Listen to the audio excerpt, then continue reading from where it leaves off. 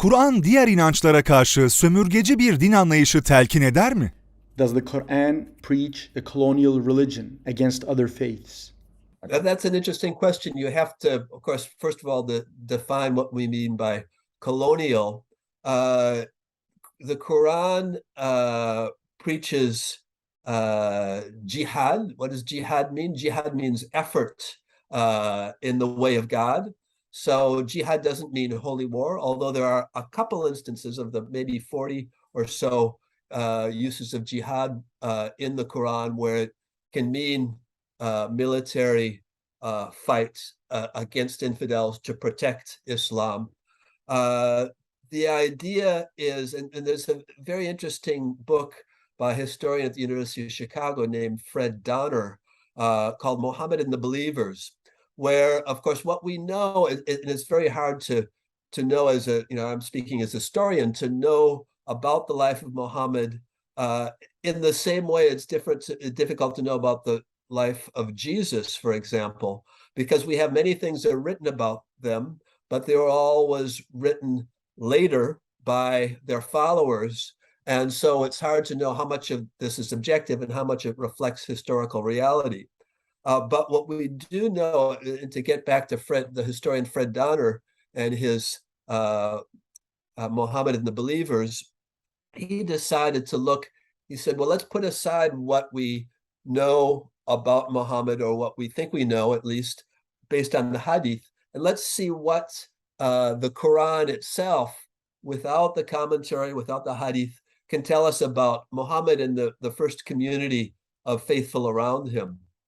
And one of the things he noticed is that the word Muslim, while it appears in the Quran, does not really, it appears seldom, and it does not really have the same meaning it has today of Muslim and Islam meaning an organized religion. On the contrary, Muhammad did not propose a new religion. He is presented in the Quran as being in the continuity with the one true religion, with the prophets, in continuity with the prophets who came before him, from Adam to Abraham, Moses, etc., Jesus, obviously. So that rather than found a new religion, he was preaching to those pagans in Mecca who are not monotheists, and trying to convince them to worship the one God.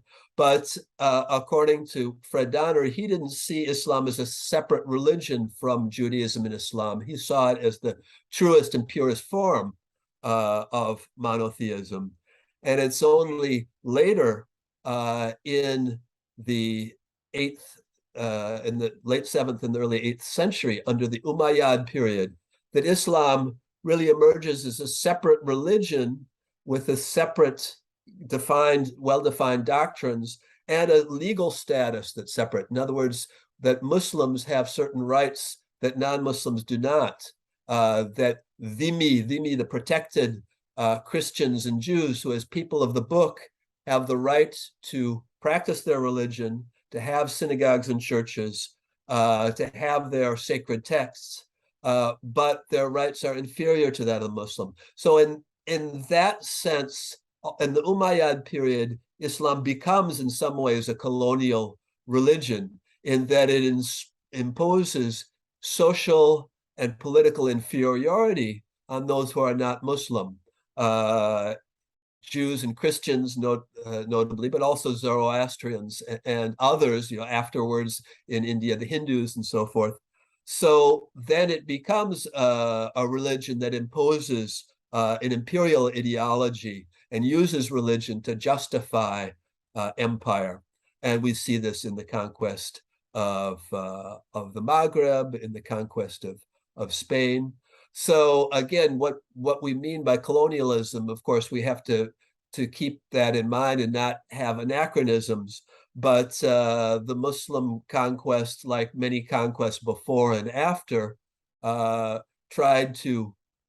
they involved imposing the will of the conquerors on the conquered, but they also involved trying to find a place for the conquered communities within the new empire, and a place that highlighted both the contribution and the membership of those conquered people in the empire, but also the social superiority of the ruling elite, in this case, the Muslim elite, over those that are colonized. So in many ways, one can see the expansion of this Muslim empire under the Umayyads and then under the Abbasids, and later, of course, under other rulers such as the Ottomans in Turkey. One can see that as a colonial dynamic, even though, again, as a historian, one has to try to compare. The comparison is always interesting, but no two colonial phenomena are alike. So the colonization, if we call it that, of the early Muslim conquest is very different from what happens in the Ottoman period, which is in turn different from what happens in the 19th century British and French empires, for example.